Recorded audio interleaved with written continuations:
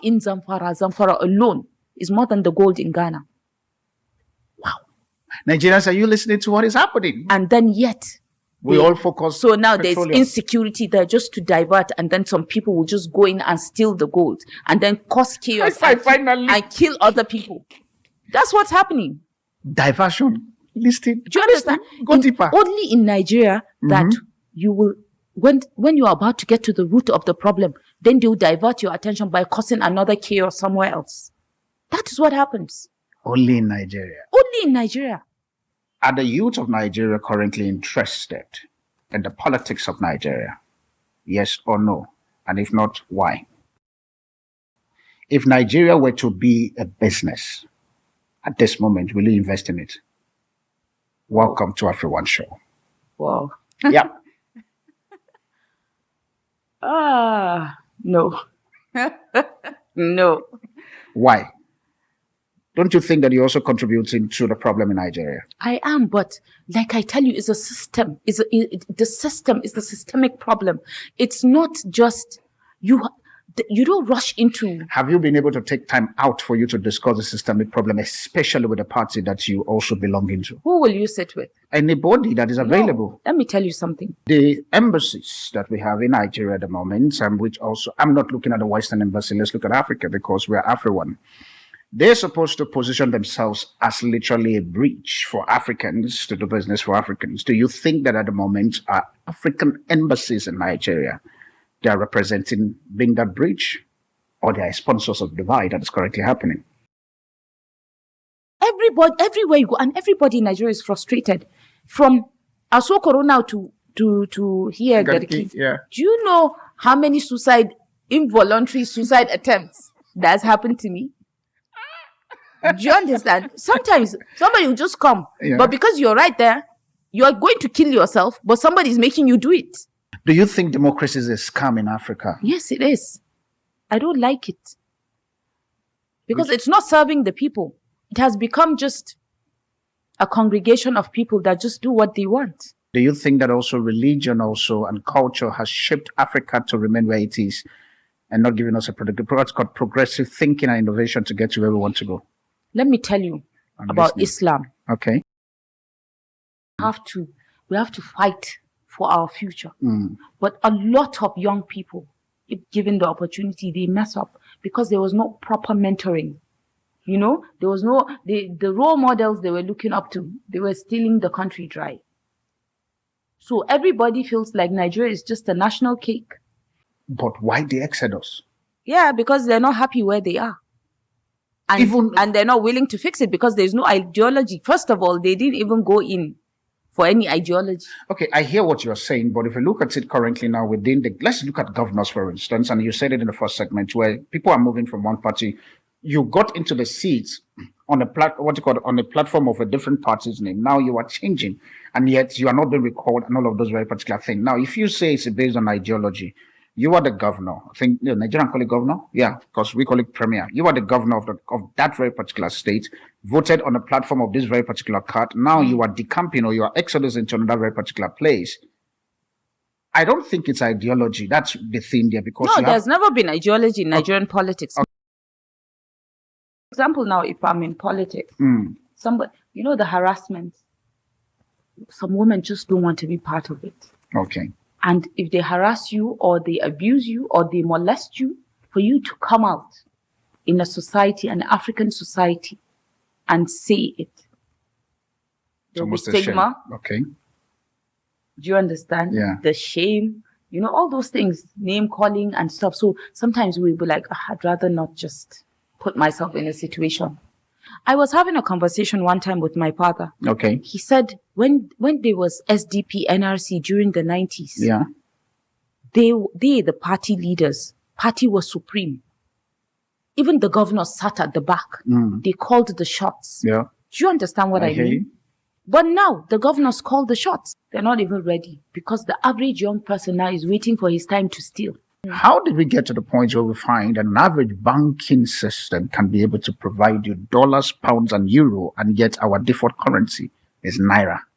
The AfriOne Show, voice of a new tribe. where the Afropolitan spirit rises as we come together to rebuild Africa, Nigeria, and its marketplace, empowering its people and the diaspora with everything they need.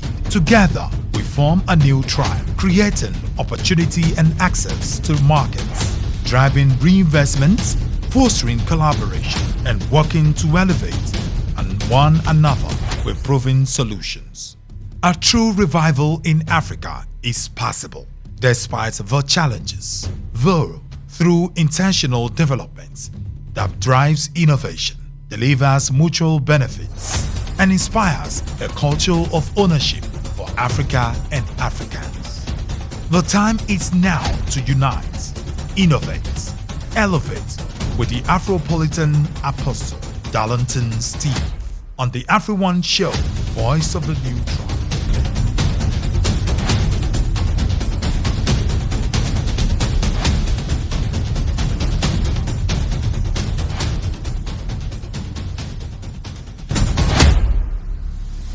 Hello, family. Welcome to AfriOne Show. Thank you so much for joining us on this very particular special edition. And the reason why this is going to be a very formidable conversation is because I'm sitting with one of the brightest. I'll use that. And the reason why is because while I was in South Africa, I have been digging and following her rhetorics and all the conversations in which she's been doing.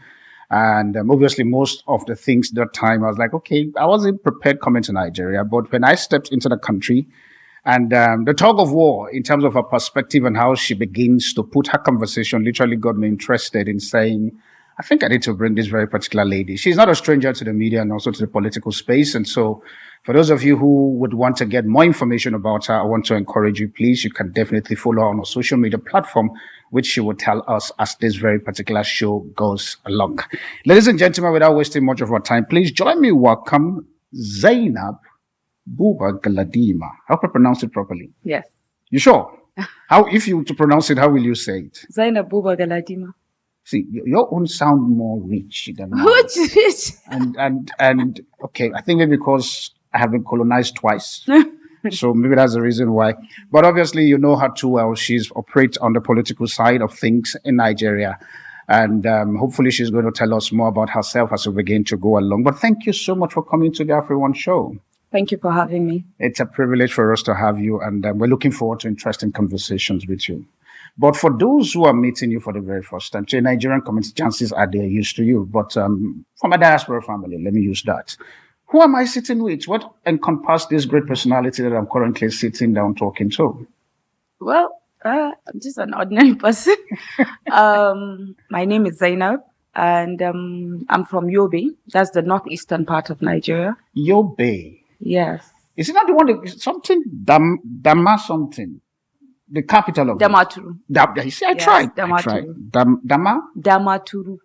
Yeah, the way she said it. So let's Damaturu. Yes. So and I grew up I was born in Maiduguri. I grew up in Maiduguri. You know, Maiduguri and Yobe used to be one state. It used to be Borno State, and then they took out Yobe. So after my primary school, I went to Katsina State for secondary school. That's in FGC Bakori. And from there, I went to London. Okay. I had my A-levels done, my first degree, master's degrees. I had 3 done, and ACCA, of which I also got another bachelor's from there. And then I came back to Nigeria, served, ran for office, won as a councillor. And then from my councillorship, I went to VP's office, the vice president's office. That's Yemi Oshibajo. During Buhari's first tenure, and I was a technical assistant in the office of the vice president, but it was for the president. Okay. And then when I finished, I went to work with the Senate president then, Senator Ahmed Lawan from Yobe. Okay. And then from there, I worked in a small private company. I also do have my companies. I do business as well. Okay. I have a cleaning company. I have a company that does consulting as well. Okay. So, and we're here. Okay. Politics. Yeah. Has it been something that you literally wanted to do? Because with all your journey, you just said, and you find yourself working with the vice president. How did you get yourself into that space? Well, I never wanted to be in politics. It was never something I wanted to do, but I do contribute from the background. Okay. Because I always participated in elections. I always, I was an observer. I stay in situation rooms and stuff like that, but I wasn't like in the forefront. I wasn't very active partisan like that. So when I served in the National Assembly, I still didn't have any interest of joining politics until one day when I was almost rounding up my service, and then my father was just passing by and he was like, "Oh, you always say you're an activist. You always want things to be done right. I think it is better for you to be in the system. That is when you understand how things go." Yeah. And, it was just like a dare. And I just drove out and went to the party office and got a form, registered, got a form. And then that was how I started. And I just ran for office, just, the first, and I won. And you won for the first time. Yes. Is it okay? This is me now trying to be a bit of. Is it a privilege opportunity that gave you coming from the name of your father, or is just the what you call the profile you put on the table that guarantee? Because I am conscious of that question because it will lead to my next question in terms of bidding for the souls of Nigeria. Well, I can say yes, his name also influenced it. Yeah. But it was the lowest office, so a lot of people felt like I was too big for it. Yes, because I had like many degrees and I put it up, and a lot of people were really interested in that. They were like, "Oh, okay," because for me, it wasn't about just, getting power or being in office. It was about service for me. So I didn't mind being in the lowest office. Okay. So that was what, got me there. And during our campaigns in 2015, that was when I got to meet Yemi Osinbajo. Yeah. I had a relationship with the late President Buhari. Okay. Because he went for my graduation. He was very close to my father. Right. They were part of the people that brought him into politics. Okay. So I was very close to him. And, but it was Professor Yemi Osinbajo that invited me into the government, to be part of it. And I made my contributions. What is the thing that you feel that Professor Yemi Osinbajo saw in you that decided to make him to invite you into the party? I'm asking that question for people who might be interested in how to position themselves for such an opportunity. A lot of northern ladies, especially young ones, are not really active like that, are not just out there like that. Okay. Just like you said, you were like, you were surprised where I was from after following me. So I think that was another thing that attracted him. And me being a counselor at that time, and he saw the way I was committed, and, I was, up and about within the political space, and he got interested. And it was after then that he realized that, oh, she's educated as well. Sometimes we don't really get that coming from the north, especially from the northeast, where, a lot of ladies don't really have that opportunity. But that's the impression they have. But a lot of women go to school. I wanted to ask, why is that impression that huge where from the north, like you just say, a lot of people get surprised when they find people like your kind. What influences that very particular narrative? I don't know, maybe because there are a lot of out-of-school children or, so many things. So a lot of people have this impression that northerners or northern ladies don't really go to school, or Muslim ladies. Do you understand? Yeah. But we do. You will meet a lady and she has like 2 masters doing her PhD. We have a lot of them. It's just that you don't come across because, the population is quite high.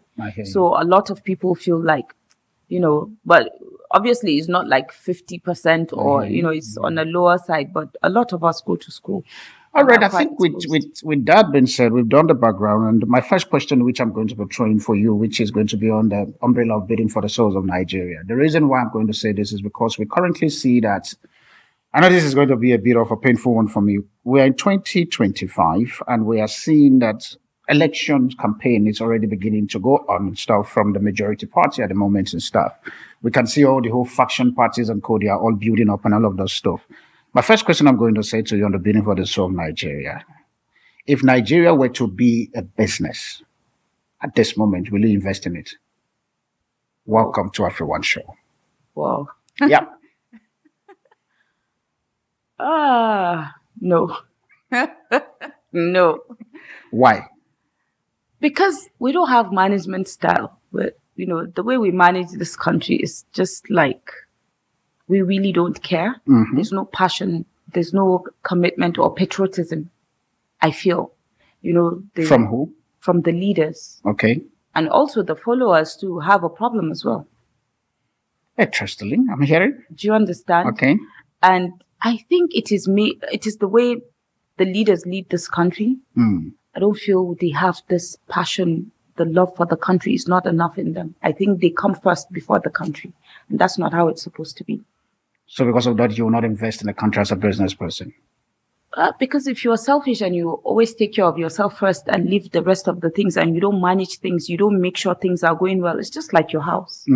For example, if you have a house, you come in, or your gas cooker is broken, you don't really care to fix it, and then the gas is leaking, what's going to happen? It's going to explode sometime. True. You have a house help, you don't make her, you don't explain to her what you want to be done in your house. And then you expect her to do what you want. She doesn't read minds. She's not psychic. She expects direction. She expects monitoring and evaluation. Okay. Do you understand? Yes, I hear you. So all these things matter. It's what you just look at it like your house, not even a business. You know, your kids, you don't mind disciplining them, giving them discipline. You know, for them to be good ambassadors, for them to be good citizens. And then you expect them to just wake up and be good people. You have to put in a foundation where you show them what is good, what is not good. Do you understand? If not, today, if your son becomes a thief, would you hand him over to the police, for example? You'll be in a dilemma because that's your child and you love them. Do you understand what I mean? Yeah. So I don't think the commitment is there. But don't you think when we find I use the word permitting to be loose, a messed up system, for example, like where we are currently now, it's an opportunity for you to be able to come in with a systematic kind of solution into the very particular place. Because for you to say you will not invest, don't you think that's an opportunity for you to be able to explore and put some certain system in the business of Nigeria? You see, Nigeria has a system problem. Okay. Our system is not working. It's not working at all. Okay. You know, I feel like the Nigerian president, for example, is the most powerful in the world because he can do and undo. He can do anyhow. The most powerful in the world. You know, like for example, now Trump is the president of America. Yeah. He wants to do so many things, but the system will not allow him do so many things that he wants to do because it contradicts, you know, with the constitution and stuff. But Nigeria, they really don't care. For example, now a Supreme Court can give a ruling and they really don't care to, you know. And when such happens, how do you feel? Knowing too well that it's bad because it's giving us a bad image. Okay. And the more we do these things, the more we can't fix them. For example, now, if your brake pads have problem, if you don't change it, it will touch the brake disc. And maybe it will go into a more, you know, serious problem where you might find yourself in an accident. Yeah. You know, so you fix things as you go. You don't let things pile up. In a marriage, for example, if you don't talk about your problems, you don't talk about the challenges you have in a marriage with your spouse, and then it builds up. You just keep quiet. At the end of the day, everybody will just blow up and then it's over. That's if you get out alive. The voting is coming and stuff. Still bid on the sofa for Nigeria. Voting is fast approaching and people are currently now, we could see all the canvassing and stuff that is going on. Do you think that Nigeria would ever get to the point where our voting will not be biased, but it will be based on visionary, based on solution driven? You know, I laugh family because he just adjusted her face like, okay, shoot, because I know there's an answer inside of you. So what do you think would happen in terms of the voting system currently? It's just going to get worse. Wow. Yes, because like I said earlier, it's about the system. If we don't fix the system, we're not in a society where every vote counts. We all know that. It's totally flawed. I know that most electoral systems are flawed all over the world, but at least let us even try to sanitize it. You know, there's this electoral bill. Let us enforce it completely. Okay. For example, now, if somebody runs for office, by law, if you change parties after winning elections, you lose that seat. But they go on with their full chest and continue jumping from one place to another, holding an elected office. Okay. Do you understand what I mean? Okay. And then the masses have been so deprived of the basic amenities that they need. So they are hungry for so many things. As you are now, you are your own government. Yeah. Because you provide your own electricity. You provide your own water, because it's not all the time that water board works. So you have to maybe drill a borehole or have a pumping machine, you know, all those things. Or, you know, you pay for light. I know in UK, when I stayed there, I buy my units. You buy it, true? Yeah. I don't get light if I don't have units. But there's light 24/7. You know, but here, that doesn't guarantee that you won't buy your units gives you light. Because the national grid is how many? Is it up to 5,000? Do you understand what I mean? Which, do you know Saudi? The lights in Saudi mosque, in Mecca, that mosque where the Kaaba is. Yeah. I think it is about, was it 65,000 megawatts? What? Yeah. Just that mosque. Just that. Isn't it a shame for me to even mention this? And then we're supposed to be one of the richest countries in the world. Yeah. Because God has given us everything. And then we're not even managing it. We're not utilizing those resources. We're not exporting. Yeah. That is why our currency is devalued. On a per second billing. Yes. I think I say that intentionally. Per second billing. It's devalued. We don't do anything. We bring in all the time. So we have to give them why wouldn't Naira be weakened? Do you think with the current leadership that we have in Nigeria can ever get to the point where we become a production country and not a consuming country? You know, like I said, it's the system. It doesn't matter. Even if you but the bring leaders, Jesus, I know, but see, the leaders can also be able to, from the leader standpoint, if they system solutions, willingly, if they willingly want to fix the system, they will fix the system. And even if the devil is the president, he cannot do what he wants. But if the system is flawed, even if you bring Jesus, like I said, he will still fail. Wow. So, you know, now you are trying to do something. Maybe you're trying to build a hospital, for example, and then you find somebody, he has stolen the blocks that you make foundation. So how do you expect to? Do you understand? Okay. So it is a system problem. We look at still on the bidding of resource for Nigeria, we look at the whole representation of womanhood in the political and business environment in Nigeria at the moment. Now, this is me. Obviously, I'm still new in the country, and so I choose to be educated on this part. The representation of women is not as much as possible. What do you think is the challenge? And if there is, but if there's none, which they are, and so if you say they are, so what do you think is those challenges that can literally begin to empower women for them to come? I'm saying this because obviously, like I said, from diaspora where I was watching about the whole Natasha stuff, I think I was told, and from my research, that the representation of the Senate I think the women is almost close to none, if I'm not mistaken. 6%. 6%. What do you think is the problem? You know, there's cultural problem. Okay. There's financial problem. Financial, okay. Cultural, you can even put religion in it. Yeah. Yeah. And then there's this stigma. You know, there's this, you know, you men, you like to dominate. Is a man's world, and you like to dominate. It's a woman's world. That's what it said. Yeah, we let you have it. Beyonce says we rule the world, so? Yeah, but, you know, in other politically, ways, when it comes to power, okay, you people are in charge. All right. Do you understand? So many issues. For example, now if I'm in politics, somebody, you know, the harassment, some women just don't want to be part of it. Okay. And if they harass you or they abuse you or they molest you, for you to come out in a society, an African society, and say it, there'll be stigma. Okay. Do you understand? Yeah. The shame, you know, all those things, name calling and stuff. So sometimes we'll be like, I'd rather not just put myself in a situation. So for a woman to actually muscle the courage, she must be courageous and relentless. Do you believe that women should be active in politics? Yes, I do, because we are the society. We produce children. We shape the society. So and women, for example, are more than 50%. Yeah. So why should somebody say our problem when we have it's women's shouldn't we have the opportunity to actually take care of our own problems? Yeah. Shouldn't we be given that platform or that space to be able to express, to be able to contribute, to be able to solve our own problems? Yeah. Does a man know a woman's problem? Has a man ever had cramps or have ever had a child? Do you understand? Now I'm mind. I saw a video yesterday, and they put some sensor on their tummy, and there was this thing, and they were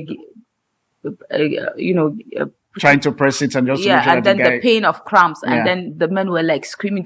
They gave them a baby, a rubber baby doll, and they were throwing the baby up and down. But a woman carries it with grace, and strength. And so why should women be eliminated out of the things that they can add more value to than do you understand? They said when you educate a man, you educate an individual, but when you educate a woman, you educate a community or society. And this is what we are. All these men that come out, and they were groomed by women. So for example, now if you were to marry a lady and then you decide, okay, let me go and marry an illiterate, let me tell you your first problem. Which one? Well, one of the problems. For example, if you have kids and then your wife is an illiterate and they go to school, come back with a homework. And you've gone to fend for the family. How do you understand what I mean? There are ways that if a woman is educated or exposed, there are ways that she can help you run the house.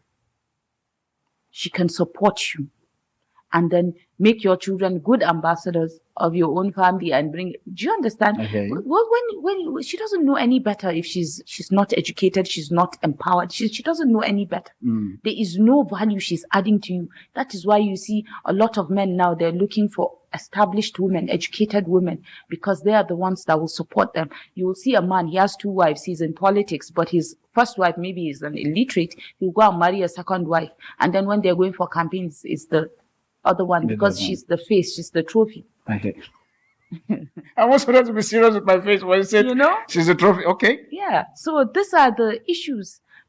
It's people. If you give women power, they will. The women to give.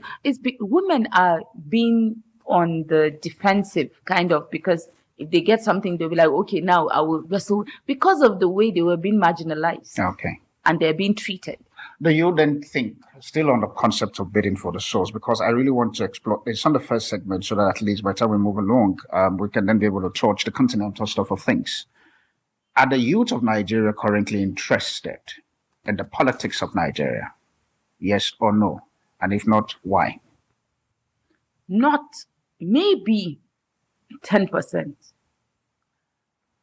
10% of almost 100 million of the youth? I tell you, they're not even ready.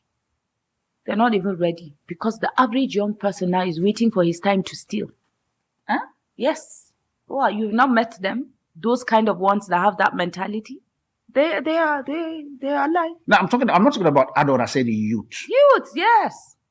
Waiting for their How time. many of them were given opportunities and they messed up? But I'm not saying completely 100%. But there are a few now that are coming up that are really, because now it is your problem is my problem. Do you understand? You can't single yourself out. So now some people are starting to realize that, look, we have to be involved. We have to fight for our future. But a lot of young people, if given the opportunity, they mess up because there was no proper mentoring. There was the role models they were looking up to, they were stealing the country dry. So everybody feels like Nigeria is just a national cake and they just want to have a piece of it. And that is just the truth. They're not ready. Wow. Do you think from the not ready, how is the educational sector in Nigeria at the moment? Does it empower the minds of the youth, or probably it sponsors, for lack of a better word, JAPA? JAPA, there's nothing wrong with JAPA. In fact, if I have an opportunity, I will go. Do you understand? There's nothing wrong with it. Okay. Because, you remember during our parents' time, we had Ghanaian teachers, Indian teachers. Do you understand? They came. Okay. And when they served their time or did what they had to do, they went back. They were sending money back. Do you understand? So it's a way to go and explore the world. You can't keep staying in a shell. Are you saying Nigeria is a shell? No. wherever you are, if you don't want to explore out, you're staying in a shell. Okay. Do you understand? Yeah, you, in this context, I can say it's a shell. Okay. Because you can't stay here and then you keep seeing the same thing over and over again. You don't even go outside to explore, to learn, and then come back and put it in. I think because of my time on the first segment, I'm going to ask you a question, and I'm going to take it from the part where you said during our father's time, there were Ghanaians and all of those people Indians, who were in Nigeria and all of those things. Do you think that the Africa that we currently have at the moment, which is a question that you're going to answer when we come back, that we are at the road for us to become united, if possible? The show here says unite, innovate, elevate. Do you think at the moment that the Nigeria that we have will ever get to the point where we become united, where we can then begin to see a collaborativeness happening within our own self? Or it is just still a mirage that would happen maybe someday somewhere? Or like you said, if Jesus comes, maybe he will be able to perform that very particular miracle.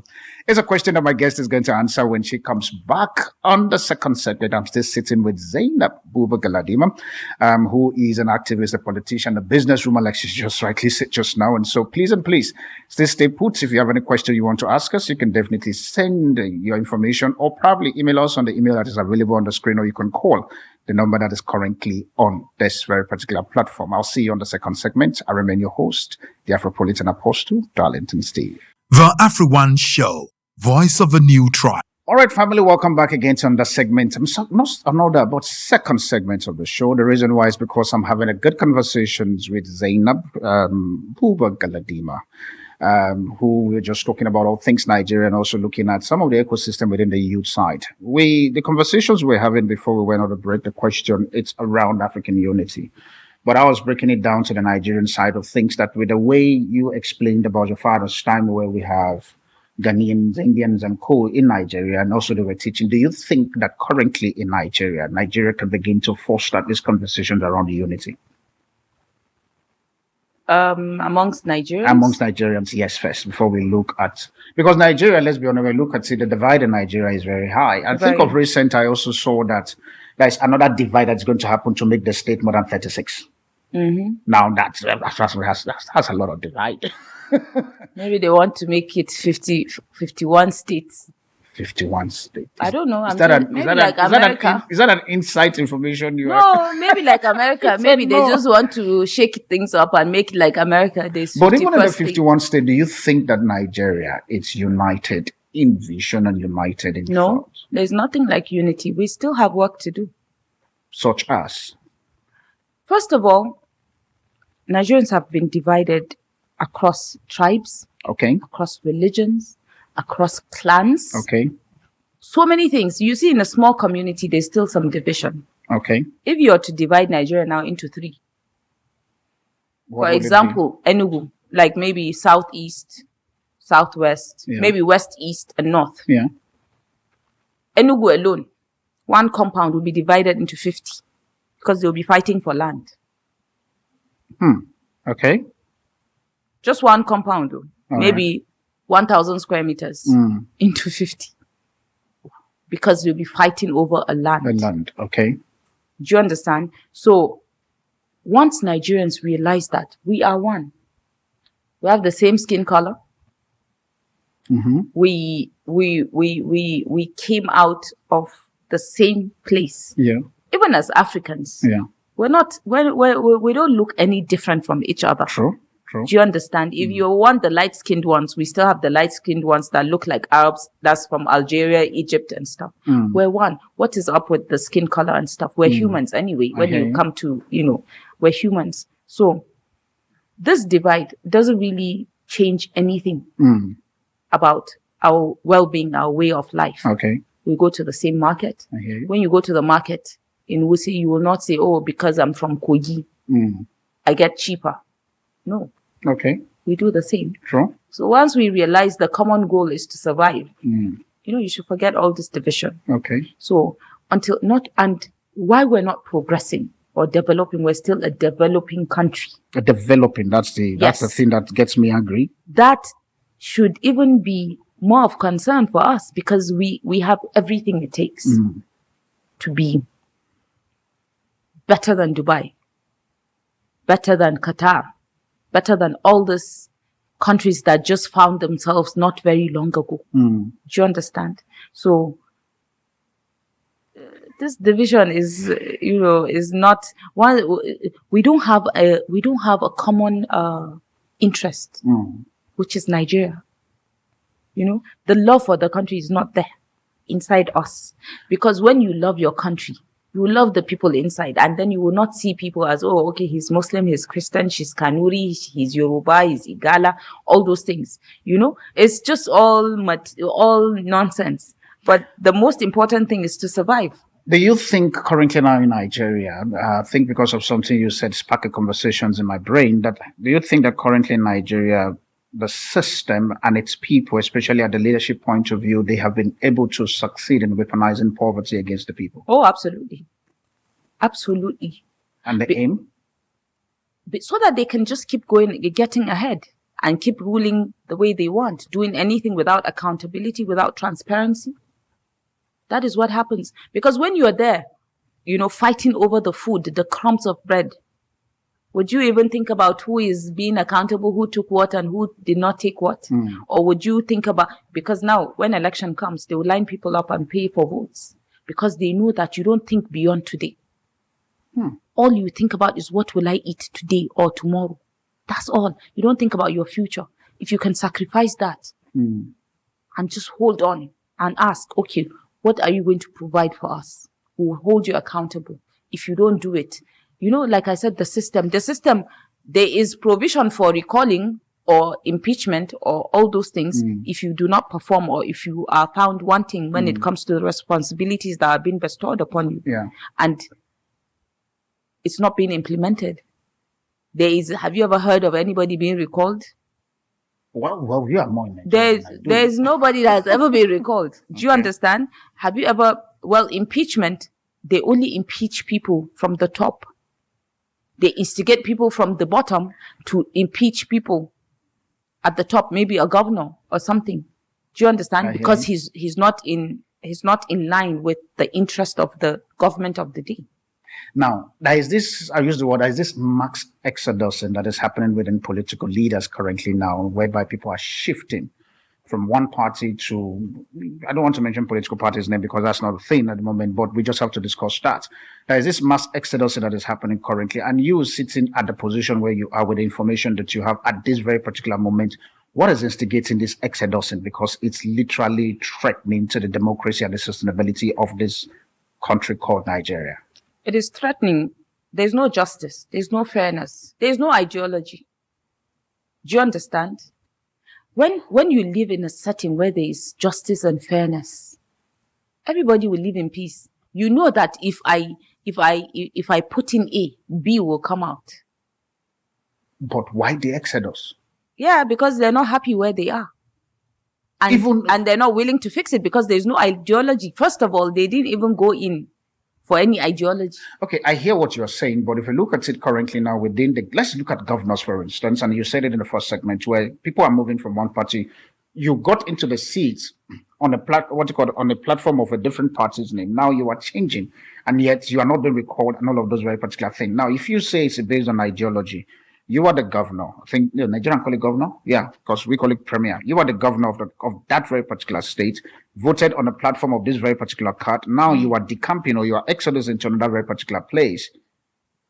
I don't think it's ideology. That's the thing there, because there's never been ideology in Nigerian politics. Okay. Maybe there are a few parties I don't really want to mention. No, let's not mention them. They will know themselves, yeah? So maybe a few which their ideology they don't really take them because they know that, okay, if they join that kind of thing, they don't have to come to some certain rules. When there's an ideology, there are guidelines, there are things that you have to abide by, and they want to do anyhow. So how can they join a party that has an ideology? Or how can they develop that party they're into an ideology? Do you understand? So it's about interest. If you touch them, you say, oh, there's no permanent whatever, only permanent interest or something like that. No permanent friend, no permanent, it's only permanent interest. Okay. I started on a platform of CPC. Okay. And then from there we moved, it was, there was this merger, and then it became APC. I've been in APC since then. Okay. I've never moved parties. I've gotten offers to leave APC, but I don't want to run for office. Okay. It's not about that for me. I want to be able to see how I can make a difference. I'm tempted to ask you, why did you not join, I don't want to mention the name. Yeah. His party. No. Everybody should answer their father's name. So I feel like as a young person, I don't want to be jumping. My brain is still stuck there. Is it a reason? An issue? Not because my party has ideology. It doesn't. So it doesn't. But they're all the same. So do you understand? I'm just disappointed in the whole political system. And you are there. Yes, because you have to belong to something. So what is but then your mission personally? I will not do what my own principles. I will never do anything that goes against my principle or values. Zainab Buba Galadima. Yes. Define Zainab Buba Galadima for me. On this platform of politics where you're currently sitting. Yes. What is that? I don't know how to tell you. I don't know how to say it, but for example, me, like I tell you, I have my own principles. I have my own values. Okay. If anything doesn't sit well with me, I am not doing. No matter who says I should do it, I'm not doing it. If then the youth of this country and people like my kind are looking up to you, and yet you are still, for lack of better words, sitting behind and hoping, I choose to believe that you are trying to put a structure behind this that we're not seeing in the forefront. Don't you think that you're also contributing to the problem in Nigeria? I am, but like I tell you, it's a system. The system is the systemic problem. It's not just you. You don't rush into. Have you been able to take time out for you to discuss the systemic problem, especially with the party that you also belong into? Who will you sit with? Anybody that is available. No. Let me tell you something. These people that are being elected into party positions. Okay. Or selected. Okay. They're not being elected. No, you're not elected. You are right. Thank you for that correction. Selected. They put people. I was having a conversation one time with my father. Okay. He said when there was SDP, NRC during the 90s. Yeah. They, the party leaders, party was supreme. Even the governor sat at the back. They called the shots. Yeah. Do you understand what I mean? But now the governors call the shots because they bring their boys to put in positions of power, party positions. So how will they be supreme? But at the end of the day, how will they call them to order? How will they caution them when they are your boys? And then you expect me, how can I go and sit down and say, oh, chairman, by the way, this is not what it's supposed to be. Let me tell you one simple thing I did when I was a councillor. Okay. When at the ward level, it's just mostly local people, because it's a grassroots thing. Local people that manage the affairs of the party within that level. So I tried to change it up a little bit, bring more, some educated people into it. Let me tell you, they filled a truck with thugs. And they said, when they came to the field, they said, you see that girl there? Say, go and get her naked and beat her up and video her. Me. And thank God, first of all, when you're going for a political gathering, you have to wear trousers. And I went with a lot of people. Like, even my family, they were there to support me. So they bundled me inside a car. The way we got out of that place, I don't know. Imagine if those boys, I wouldn't be sitting here with you, looking all nice in white. I wouldn't. Do you understand? Can we ever get to the point, from your own standpoint and your view, can we ever get to the point where the party becomes stronger than the person? Yes, if they allow people that are capable, people that have the country, that are patriotic, people that have capacity. Within your political party, do you think there are people that are interested in the country and not their personal pocket?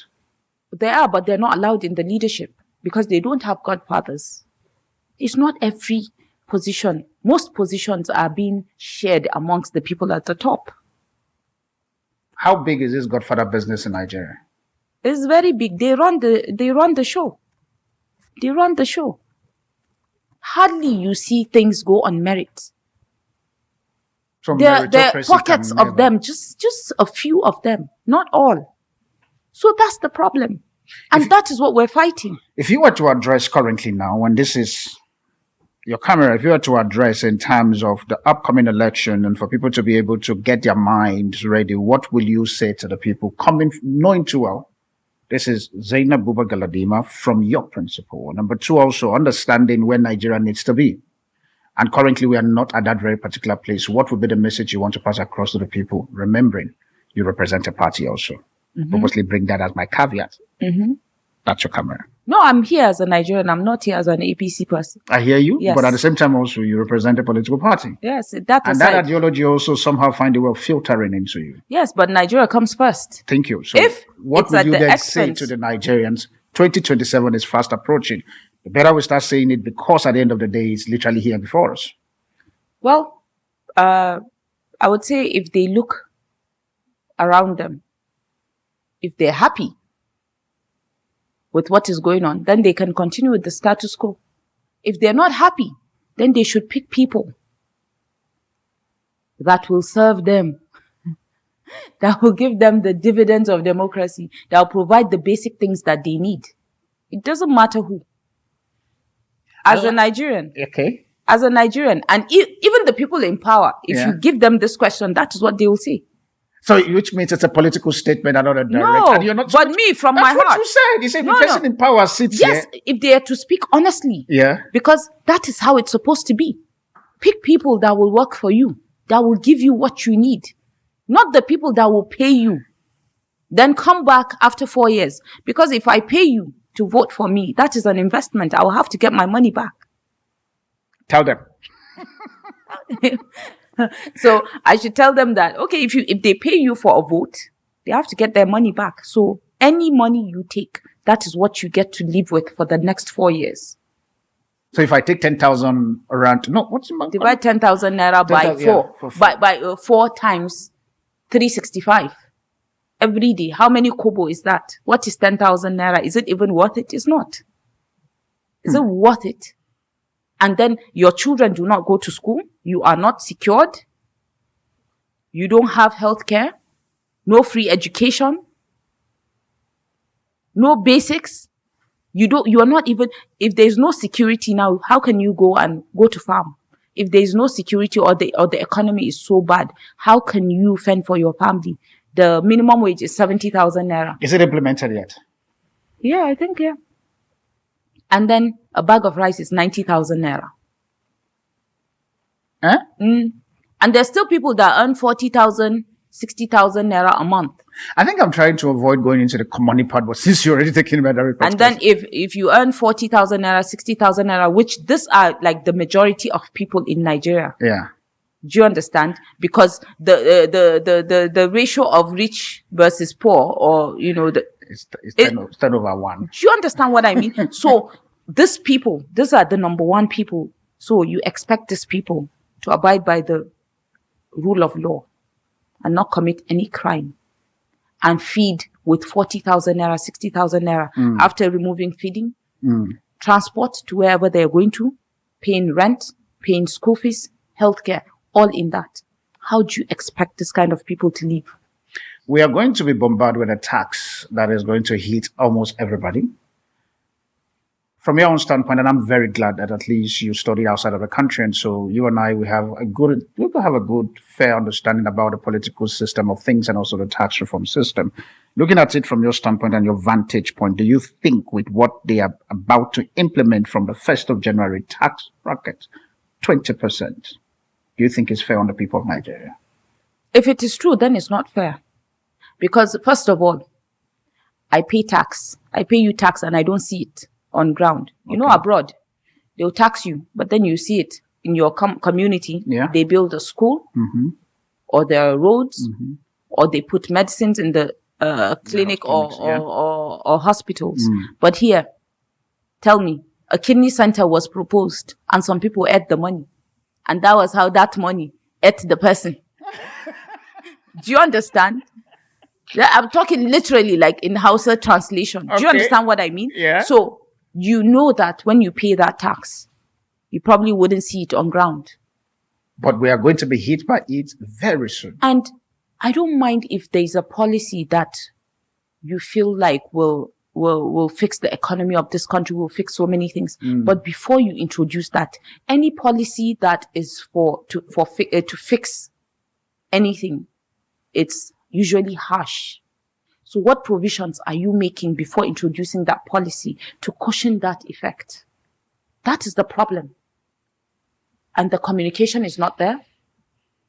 Clear communication where, okay, we are trying to do this. After doing this, after implementing this, this is the multiplier effect. This is what will happen. But before that happens, before that, stabilizes everything in transition, we're trying to introduce this to cushion this harsh policy. They're not doing that. They just wake up. You just wake up in a day. Today, fuel is 195 naira. Tomorrow is 950.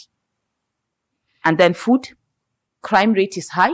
Some people will lose their jobs. How do you reconcile that? Okay, I think I hear you, and I would choose to get somebody else who will come talk to me about the tax, because the reason why that is a bit of a pain for me is I've done my own bit of a research, and I discovered that there's even no system around the tax returns. Because if you're going to bill me 20% of income, personal income tax, I still also have a business that I'm doing with the tax bracket of that very particular business is also totally different. And now in that business, I'm still going to be buying stuff that will service that very particular business. And is it off your profit or off the That's exactly the same question that I need to ask. Exactly. So and I'm glad I'm sitting with you and hopefully get an answer. I didn't make the laws. I wasn't part of it. But really, honestly, do you know how I feel like I am on autopilot? I just wake up today and I just take it as it comes. I don't like to think about Nigerian problem like that because I don't want to break down. Honestly.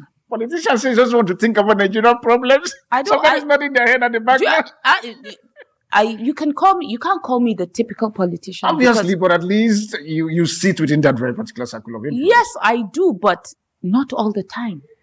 There's a season for everybody. Okay, so your season now is to keep quiet. No, now I'm starting to talk because I've realized that sometimes I speak people's minds.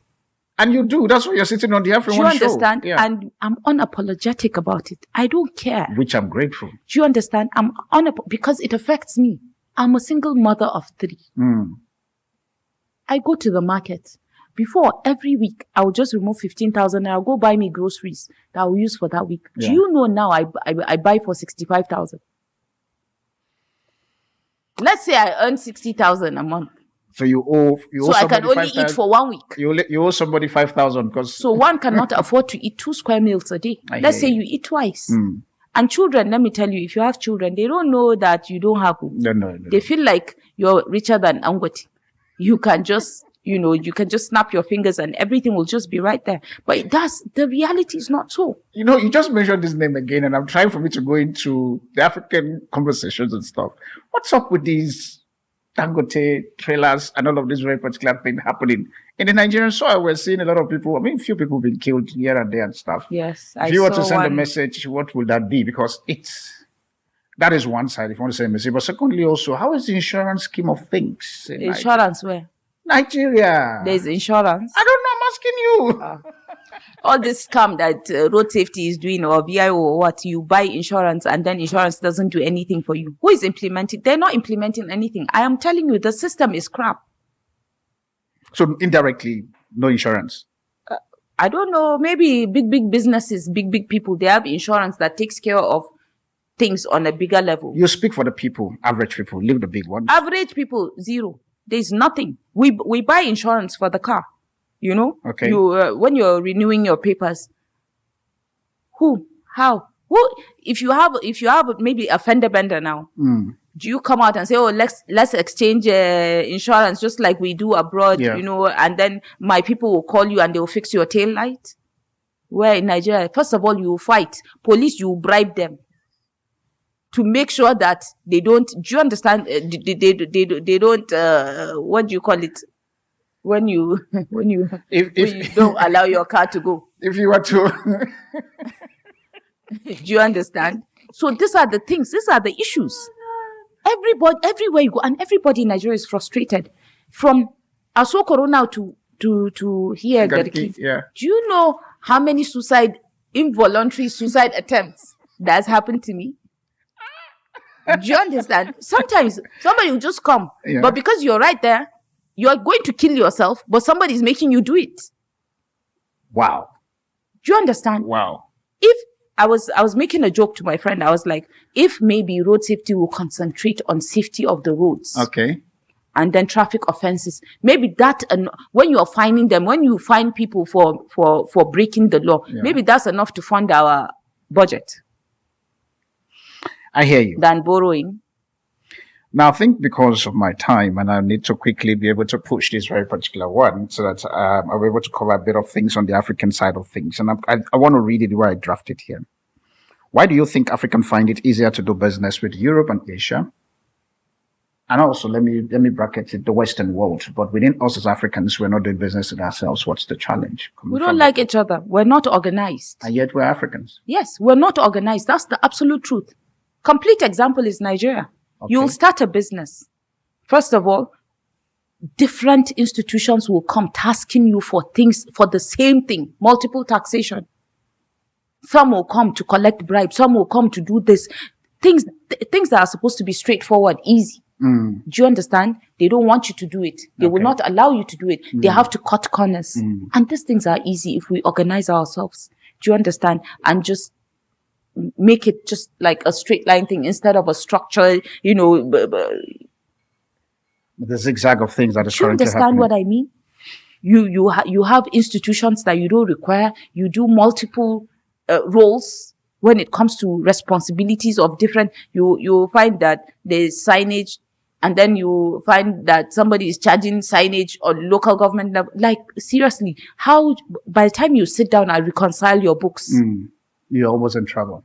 Yes. All right, as we prepare to go to the final segment on this, which will be coming to talk about all things Africa, and then also just for me to be able to get my guest perspective on the continent and its leadership and its ecosystem. As we prepare to go to the break, can you think about this properly when we come back? Then what's the advantage of us having all the diasporas, embassies that are currently in our country? What contribution are they making to Nigeria, and how can an average Nigeria take advantage of it? It's a question that my guest is going to answer on the final segment. All things Africa, all things diaspora. Maybe a diaspora person, she might be able to give us an advice as to if you will come or stay back where you are. Still your host, the Afropolitan Apostle Darlington Steve. I'll be right back just now. The AfriOne Show, voice of a new tribe. All right, family, we're back again on the final segment. And please, if you have any question you want to ask us, and please, you can use the email and the number that is currently available on the screen. And let's get talking about all things Africa. I know that many of you are sending your emails around us doing a live show. We'll try as much as possible for us to say we are still trying to find a balance. I have only been able to manage to spell ABU. The JA is still very hard for me to complete. So I'm trying to get people like her kind for me to be able to understand how to spell it properly. And so please be patient. Keep sending your emails and also keep giving us pointers and conversations you want us to talk about. If you feel that there are stuff that you need us to address, and I'll try my best, concern my guest, and try my best to bring her back again.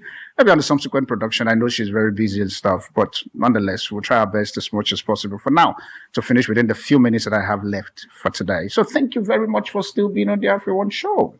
I hope I'm not too hard. Hashtag just question me on that part.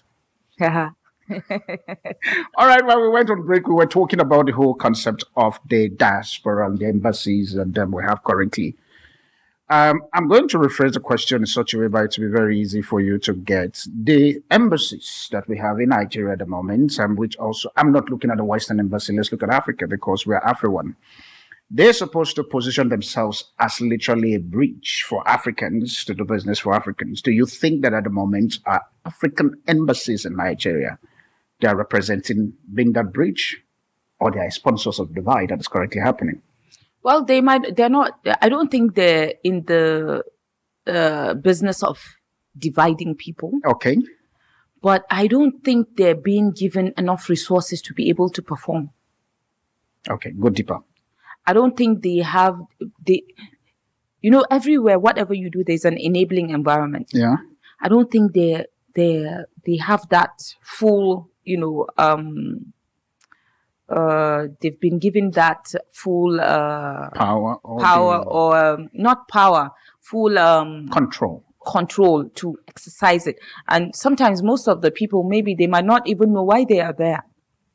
Most embassies think they're just there maybe to just give passports or to treat immigration problems. Okay. You know, do you understand? Yeah. I stayed in UK for 12 years and there was never a time where there was an announcement or an invitation that allowed us to talk about trade or economics or whatever.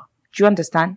I feel like there should be things like that so that you will know the opportunities that you have where, okay, let me go back to my country and maybe I can see how I can do business with this country. Elsewhere. Yeah. Do you understand? I don't think, but now the Minister of Trade, I see that she's trying. I've worked with her, Dr. Jimoke. Okay. I've listened to an interview last week on how, the trade relations, across the world and stuff like that. I think they're trying, but they need to communicate. It was because she was being interviewed by an international media. That is how, I got to see. But what's wrong with the Nigerian media? The communication between the Nigerians and the government is really, it's not that it's not flowing. Okay. Do you understand? If, let's say, NTA belongs to the government, then there should be segments that will be, every day there should be segments that will show us what the government is doing, what every minister or every ministry is doing, what MDAs are doing, so that at least we will be informed. Not when people like me go and talk on the media, or they were like, oh, we've been doing this. I don't know. Because it's not out there. And you don't expect me, just because I belong to the same party with you, just treat me as an ordinary Nigerian. I hear you. Do you understand what I mean? So let's have the information out there so that when we talk with facts. But when you cannot speak and then your mouth is not opening. Because I think that all the things that they're doing is in their head. Because we don't know. Okay. Most of the things we don't know. Now everybody, the globalization has given us a platform where a lot of people now, everybody's a content creator. 100%. Do you understand? Oh, from your car, you go this, you do this. This is what I do for my day. People make money off these things. So this is your job. You're supposed to tell us what you're doing. You are there for us. You are there to serve us. So why don't you educate us? Why don't you tell us what you're doing? We don't know unless we see. But I feel like we just have this thing, whereby, we just feel, okay, it will, when it manifests, we'll just know. But sometimes from the initial stage, from the foundation, we're supposed to know what is happening.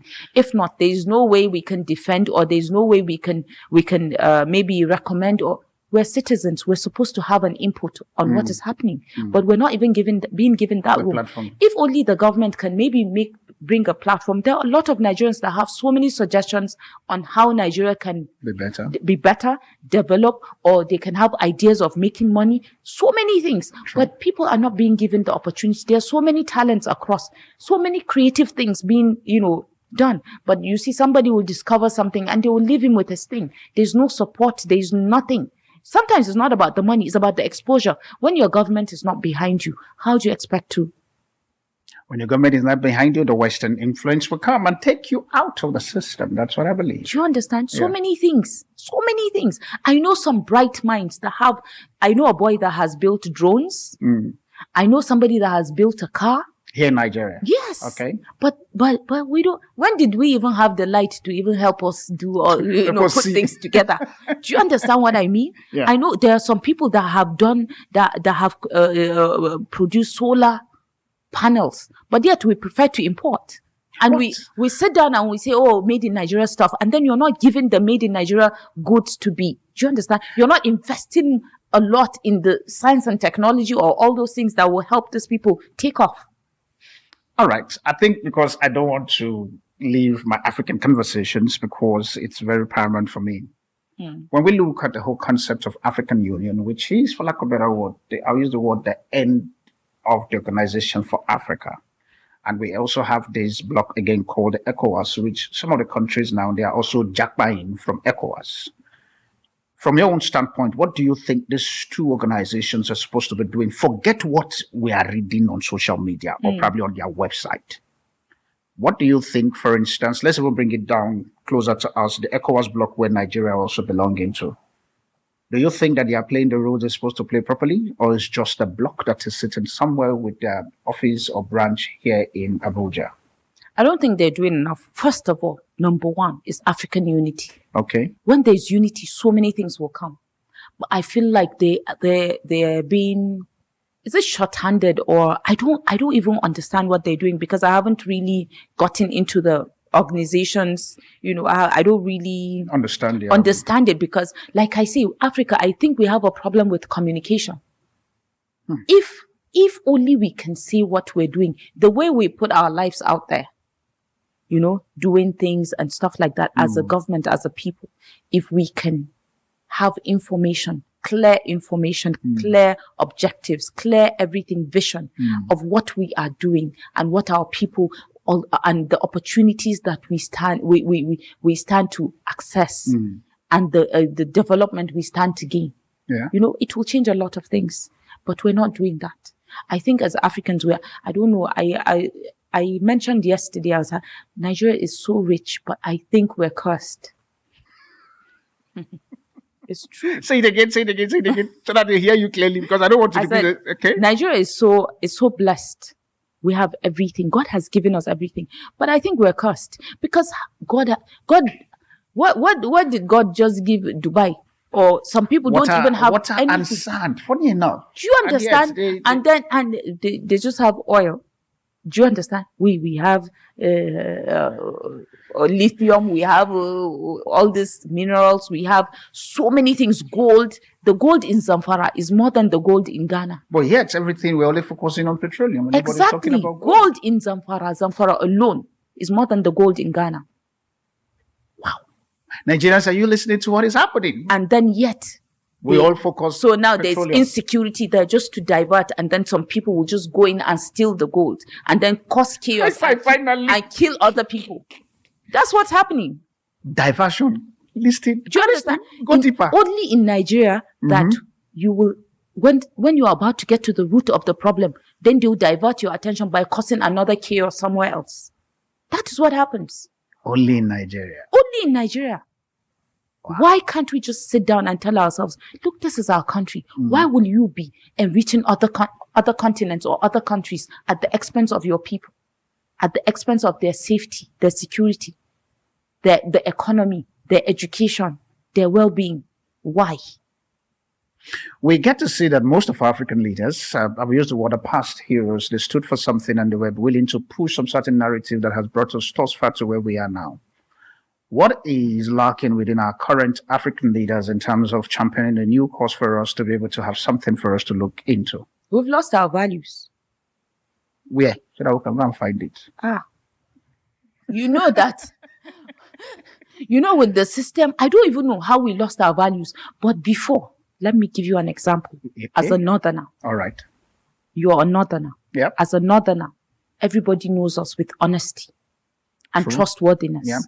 I'll carry something and give you. I'll say, Darlington, please keep this for me. I'll come back next week and pick it up. And I don't come back for a year. I'll still come back and still meet that thing that I have entrusted. That's the Nigeria I know over 2 decades ago. Do you understand? Yeah. But now, in your face, I'll open it and I'll do whatever I want with it. And there's nothing you can do about it because there are no consequences for actions. How will be the consequence? Do you understand what I mean? Hear you. So these are the issues. These are the painful things, painful truth, And like I was saying earlier, our leaders, what happened and stuff like that, they do anyhow because there's nobody to checkmate them. We don't have lever anymore. There's no lever. You can't check. We don't ask for accountability because they bought our votes. How can somebody that is serving you, a leader is supposed to serve the people, and yet you're being a master over me? I can't question or I can't say anything. Small thing, they will send DSS or EFCC. Me, nobody can send EFCC to me because me, I didn't carry anybody's thing. I hear you. Do you understand what I mean? But these are the things. If we were to champion a new vision for Africa, what must happen? We must go back to our roots. Which root is that? Before. When the African used to be an African, do you understand, with values? Before these people even came with the red ears. The red, which one is it? White people. Before they came, In the country where I come from, we call them Mulungus. Yeah, we call them Mulungus. And so before they came, we ran a system where there was justice and fairness. Do you think democracy is a scam in Africa? Yes, it is. I don't like it. Because it's not serving the people. It has become just a congregation of people that just do what they want. Congregation of people that do what they want? Yes. But yet, there's something you said, which I'm going to tie down to those questions in terms of religion. Do you think that also religion and culture has shaped Africa to remain where it is and not giving us what's called progressive thinking and innovation to get to where we want to go? Let me tell you about Islam. Okay. If, for example, I don't want to say something and then some people will be like, she wants a Sharia nation. Do you understand? Nigerians, they can't. It's a free platform, don't worry. Yeah, but I'm just giving an example. Okay. For example, now, if you look at the way Islam is structured, okay, we call it the way of life. Okay. If, for example, we are to go by the teachings of Islam, we will not be here. We will be 1 million times ahead. Okay. Because there will be fairness, there will be justice. Okay. Do you understand? There will be progress. There is democracy because everybody's voice or everybody's opinion matters. Things like that, they're in the Quran. But we brought in something different. And also our culture is also a breakout of what our religion. Do you understand? Our culture breaks out from religion. Some of it breaks out from religion. But our culture is literally what first and foremost shapes us before we were born into religion. So how then would that then begin to be what would shape us into our religion? Because at the end of the day, culture teaches value, respect and stuff. Religion, as far as I'm concerned, for example, you are sitting here Muslim, I'm sitting here Christians. Christian will have their own ideology as to what must happen and stuff. Muslim will have their own, but when it comes to culture, we understand that, okay, fine, this is a set principles that regardless of your religion, this is what needs to happen. No. I'm talking for Islam. I don't know about Christianity. Do you understand? And I know there is nowhere in the Bible that says you should be unjust. Obviously. Do you understand? Okay. Or you should steal, or you should do this and that and that and that. And all of those things, yeah. Do you understand? I know that. But, for example, Islam, most of our cultural values come off from religion. Interesting. Do you understand? Most of it. There are some things that are not even acceptable in Islam, but culture does it. And they do it more than they do it in the religion. But how then do we begin to balance? I'm going to use your Islamic roots like you're talking about for us to begin to enforce, to know that if the Islam has this very particular narrative that is stronger, how come we allow an external factor, which is now the culture and what's called religion, and it's affecting us to take what is our foundation, which is Islam? Let me tell you, anything that God says don't do it, anything for the devil is the sweetest thing you can do. So the devil's one is very sweet. Yes. Okay. So they feel more comfortable. It's about interest and, the will. Do you understand? Oh, what does my heart want? So every one of us, we have what we call heart motions. That is literally moving us. Do you understand what I mean? Okay. This is what I like. This one is more enjoyable. Anything that they say is God and rules and all those things, people don't really like to do it. I hear you. But the devil allows you to do anyhow. If you were to send a message as we begin to bring our thought to a close, if you were to send a message, because there are some questions I want to ask you, but my time is fast spent, and so which means I'm going to put you on the hotspot. I'll see you again on subsequent production, and I'll let you know when you will come. Yes or no? No problem. At least this time, now don't ask me to send you questions. Because now you know that I don't do questions, so that the conversation is easy. Yeah. If you were to send a message to our African leader at the moment, and having this very particular person in your face, removing political, structures and stuff, because he's the leader in Nigeria currently now, who happens to be President Bola Ahmed Tinubu. I almost said President Cyril Ramaphosa. Nigerian President Bola Ahmed Tinubu. Am I correct? Yes. Yeah. Not Cyril Ramaphosa. That's for South Africa. Now, using him as a focal point to all of the African leaders, what message will you pass to them? That's your camera. Well, welcome to AfriOne Show. Well, are we coming back? No, I'm laughing because when you say well, I'm like, welcome. So I use that when people are trying to think. I'm like, okay, let me say that so that they can think. If I had a chance to talk to him, okay, I'll tell him to put Nigeria first. Okay. He should take away any other sentiment and look at Nigeria first. The people, their well-being, the development, regardless of whatever interest, whatever motive that might push him to make Nigerians feel like he's not for them. Yeah. Do you understand? If I had that opportunity, and for him to also look inwards and see, because one person does not make a forest. 100%. So it is about a team. So the team around him matters a lot because they are the ones that will help him achieve that vision. Okay. Of the Nigeria that we want. I hear you. So he has to look carefully. And then I would tell him to fix the system, because all this Turanchi or English, if we do not fix the system, no matter who, I understand, I've been on the corridors of power. Yeah. I understand how power is run. So I do know that sometimes it's beyond somebody's reach. Scope, or probably. Do you understand? It's beyond you. Sometimes you would want to do something, but once it reaches another table, it's a different it stops. ballgame entirely. Okay. And so he should get people that align with that vision of a greater Nigeria, of the giant. Is it possible between now and 2027? No, it's not. Because from now to 2027 is just 1 year. True. Message to the Nigerian youth, what would that be? I would say, think about your future. Your future is better than what you can get now. Think about your future. Your future is better than what you can get now. Okay. Yeah. Message to those who are in diaspora, what would that be? Keep sending money.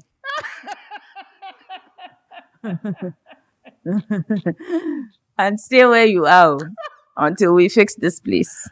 But if you said diaspora people should stay where they are until they fix this place, don't you think, and this is me, you stayed in UK 12 years. I've been away for almost 2 decades and stuff. And so conversations that I'm having now, the reason why it's quite easier for me is because, with you and I, is because at least I can pull from the diaspora experience so that it doesn't then look as if I'm attacking the system, because we have an advantage. So don't you think that diaspora community, they have an active role to play if they will come back home to Nigeria? How does the system allow them to be integrated? They cannot be integrated into the system. I know so many people. What of this Jailani guy that, he was given an MD of one automobile. Something. Oh, yeah. They just killed his dream. Did he build any car when he came? Even if it's a wooden one? He didn't. Do you understand? Bright brains. They could still stay there and still help Nigeria by sending money. Just sending money. That's all. But yet we still bringing in the money, I ask these questions all the time, and I'm hoping that you'll be able to give me an answer. And this is me going into the banking sector a bit, where you got to find out that Nigeria, for instance, you're opening an average account, you get $, euro, and pounds. And that for me was shocking, because when I was opening my accounts, as I came back over recent, and the next minute I was there, should we give you dollars? I'm like, are you okay? What are you guys spending in Nigeria? They say it's Naira. I'm like, so what am I doing with dollars? How did we get to the point where we find an average banking system can be able to provide you dollars, pounds, and euro, and yet our default currency is Naira?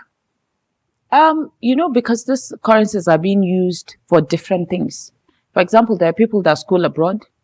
There are people that do business abroad, buy things. I'm sorry. And I think that's why UK does not change their currency to Naira. They don't have a Naira account. Because Nigeria does not do it. They don't buy anything from Nigeria. Yeah, but so why do we then have to give them the privilege for us to have Naira, pounds, and euro in our own banking system? That is an old something. I can't even answer this question. This one is beyond me, but I think I say this because it's a conversations that I want you to understand. be having. You want to go all African. Yeah. That's why they killed Gaddafi. If not, we would have had this United one currency. States of Africa. Yeah. And I still believe that maybe by the time they want to do the African currency, they'll use what do we call it? AfriCoin. Yeah. AfriCoin, I would bounce because it. I see now China is trying to get into, using this, I read they said they will reduce the use of dollar. Yeah. And they will start using. Oh, this BRICS thing they're planning to do with, I think it's BRICS, which is Britain, Russia, BRICS, yeah. Yeah. That was what I read yesterday. India and South Africa and few other countries are joining BRICS at the moment. Yeah. But Nigeria is not there. That's the problem. And yet we have to fix ourselves, and yet honestly. we're the giant of Africa. That giant. As we bring our thought to a close, your final message to the people as it comes to your mind. We're better together than apart. We're better together than apart. How can the people find you? Oh, okay. I'm on Instagram, Zeey, ZEEY, Okay. On Facebook, Zainab with a Y, Okay. Galadima. And LinkedIn is Honorable Zainab Buba Galadima. And on Twitter is ZAYXAY. The informations are currently available on the screen. Are you available for mentorship? Yes, I am. I do mentor people. You do mentor people? Yes, I do. So the emails that will be on the screen currently now, so you're looking at me, is the email address that you can use to send her email for mentorship. Is that so? DMs on them. Yeah. Is that which one? DMs. DMs. Yeah. On Twitter. On Twitter, okay. Yeah. Which one do you respond easily? Instagram. Instagram. So just use Instagram, please. Yes. So that you don't go to Facebook and to respond to you after 2 months and you're feeling bad. Instagram is faster. But thank you so much for coming to the AfriOne Show. Thank you for having me. And I hope that when we call for second time, you'll be available. I will. You'll be available. Definitely.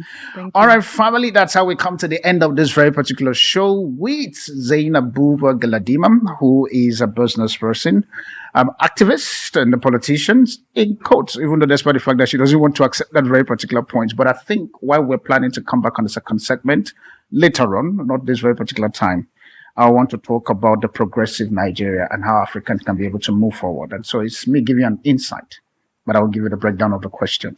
Thank you. I remain your host, the Afropolitan Apostle. You can follow us on all our social media platforms, just to make sure that you follow us. If you have a question that you want to ask on the subsequent production with my guest, please control your question. And it will take much time for us to be able to answer your question. Bye for now.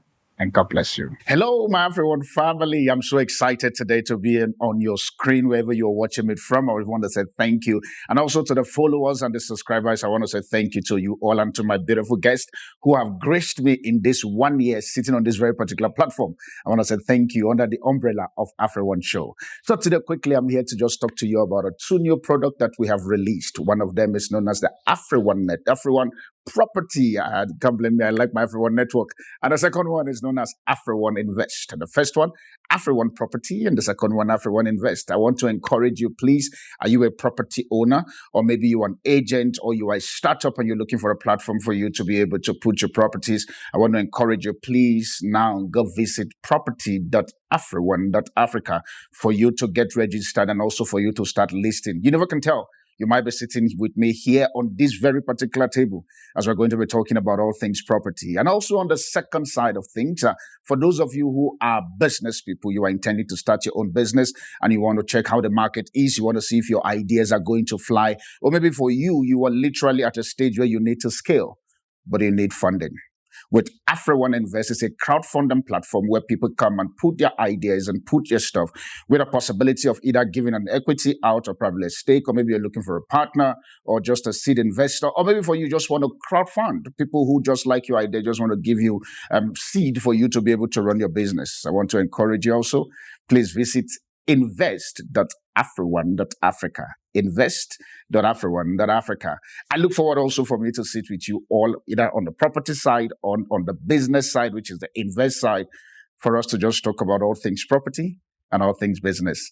Thank you so much. Please explore this very particular website and tell us what is your experience.